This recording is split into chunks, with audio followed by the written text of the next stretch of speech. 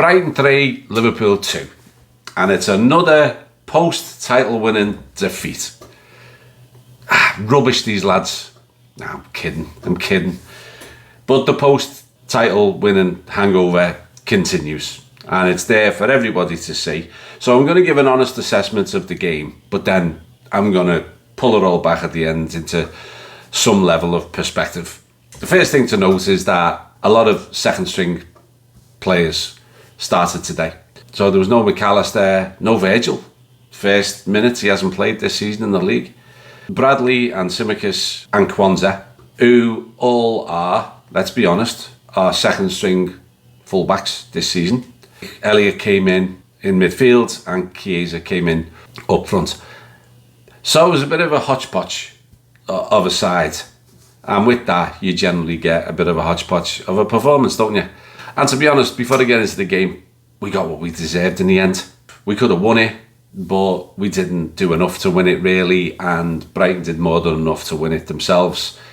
They had a ridiculous amount of shots, a ridiculous amount of shots on target, a ridiculous amount of touches in the final third. They were like Premier League records all over the place today, including one by us, which was we become the first team ever to score 2 goals or more in 31 Premier League games. And we can increase that further, and hopefully we'll do so next week. So here we go, honest opinions, and then putting it into perspective.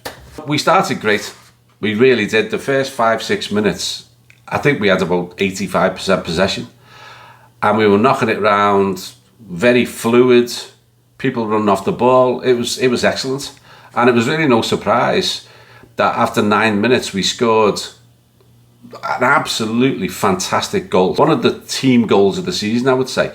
The ball from Mo Salah to Conor Bradley was amazing. Conor Bradley's work, jinking past players in the box was superb. And he lays it on a play for Harvey Elliott to score. And I'm thinking, this is more like it. After last week's second half against Arsenal, this is what we want to see. Well, that was it. After we scored, we went right back to being on the beach. From the 10th minute to the 32nd minute, we completely conceded possession. We were second to everything. We were not making the challenges. We were not making the tackles. We ended the first half. We had committed 2 fouls. 2 fouls. That just shows you that they were just not putting it in. You can expect that with a team that just win the title, but I don't expect that from the Fringe players. I want to see more than what they brought today. I know you can always use the excuse that it's a hodgepodge team and they haven't played that many minutes and everything else, but I still want to see more. You're on the big stage, it's your chance. And there just wasn't enough going on in that first half at all. And then sure enough, I was sitting here with my son, and I said to him, there's only one inevitability in this half. Brighton are going to equalise. And about 5 minutes after I said it, sure enough, they did. Conor Bradley, after doing so well for the opening goal, he switches off. And a decent enough shot from the Brighton striker, and Alisson's beaten all ends up, and it's 1-1. Did we wake up after that? Nope, we didn't. Similar to Arsenal last week when they got it back to 2-1, I thought it would kick us on. It didn't. And it didn't this week at 1-1. Brighton continued to dominate the half. And then, out of the blue, Dominic Szoboszlai gets the ball from Harvey Elliott. And I'm pretty certain, based on his reaction to the goal, that it was a cross, not a shot. But it was a cracking finish. However it went in, it was a cracking finish. We go in with an undeserved 2-1 lead. But I'll take it. I'm like, okay, good. Right, we're 2-1 up. All we have to do is draw the second half and we win the game. Simple as that, right? I asked in the group that I hope Arne gives them a rocket and tells them to better up their game. And they didn't. They came out for the second half. It was lacklustre again. No real desire, no real effort. And when you combine all of that, you get sloppiness and you get mistakes. And that's what we got. Mo Salah, in the meantime, had what is quite possibly the miss of the season at 2-1. The ball is put across by Cody Gakpo. He's 2 yards out, and all he has to do is finish. There's not a defender. There's a defender close, but not close enough. And there's no one. It's an open goal, and he puts it wide. It was quite an unbelievable moment. But that would have been 3-1. That might have seen the end of the game. But we missed it. That was the biggest chance we had. We had another couple of breaks with decent efforts that came to nothing. Then Brighton got right back onto the front foot. They brought Mitoma on, who's been superb this season. And then shortly after that, Arne took Conor Bradley off and put Endo on, which is normally a really good thing. But he put him at right back and he put him against Mitoma. And that was a mismatch completely. Endo didn't have a chance against him. He's one of the trickiest wingers in the Premier League. He's fast as can be. And Endo does not have the pace. It was not the right move. I know we were not going to bring Trent on. Glad Trent didn't come on. But that did not help our cause at all. Sure enough, 69 minutes. This was before Endo was brought on, but 69 minutes. The defence is asleep again for the umpteenth time. Welbeck is left completely on his own in the box. He fires it in. Alisson saves it. For once, he didn't save it away from the goal. He saved it back into trouble, and Mitoma smashes it home. And it's 2-2. We then bring on a rash of substitutions, which actually did help our energy a little bit. And we, for once, during the game, we actually had a period where we were doing quite well. Curtis Jones had a bit of energy. Nunez was running around. Diaz, as always, added energy. But then, once again, defensive frailty was so easily exposed. They get down the left wing. No one challenged them. They knocked the ball. No one challenges the cross. They knock the ball inside, and no one challenges the striker who's sliding in to make it 3-2.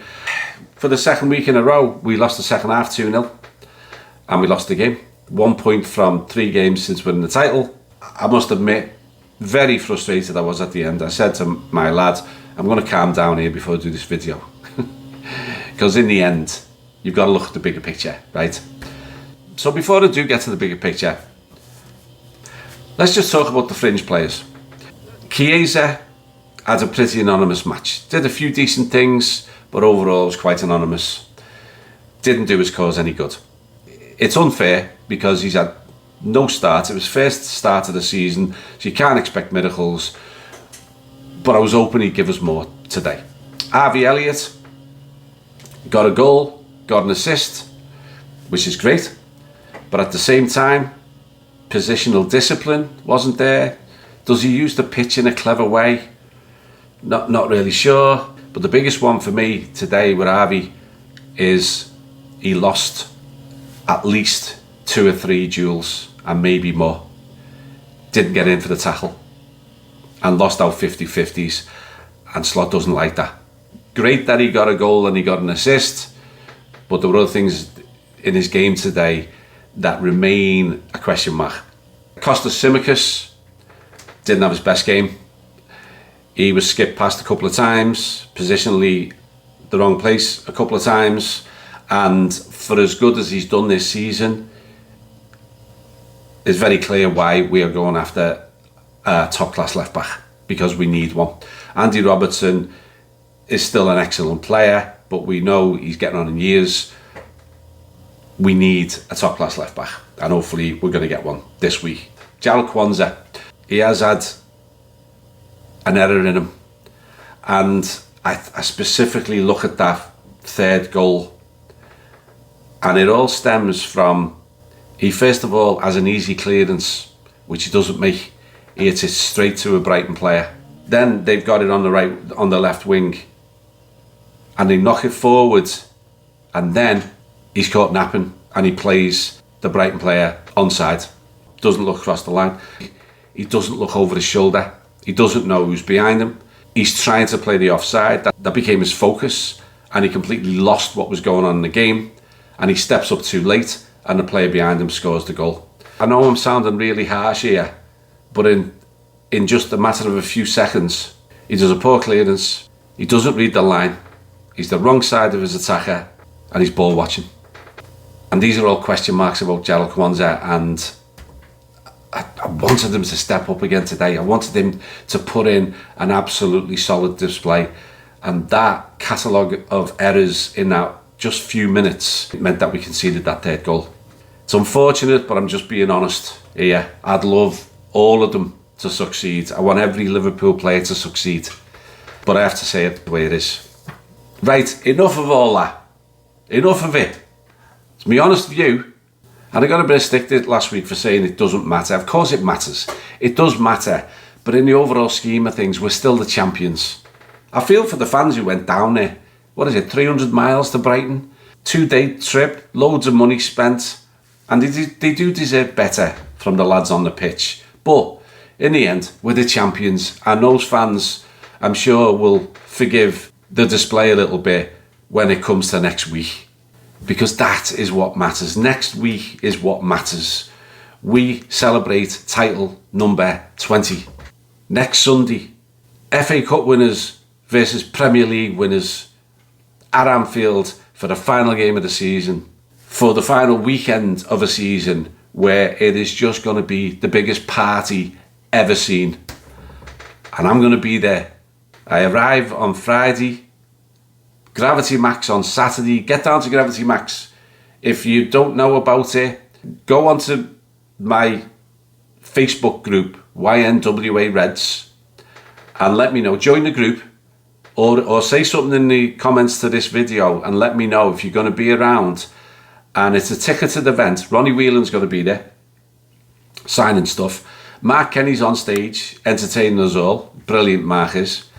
And it's going to be a fantastic party. 2 till 7 on the Saturday before the game on the Sunday.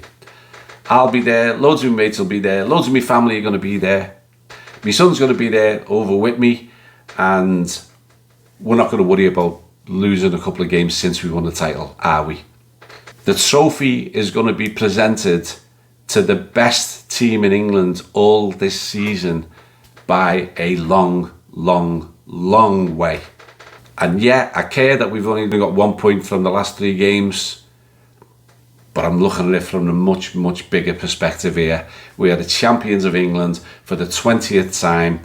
We are in such fantastic shape for what's going to happen next season, which I already can't wait for. And we'll go out with a bang next week when we beat Crystal Palace.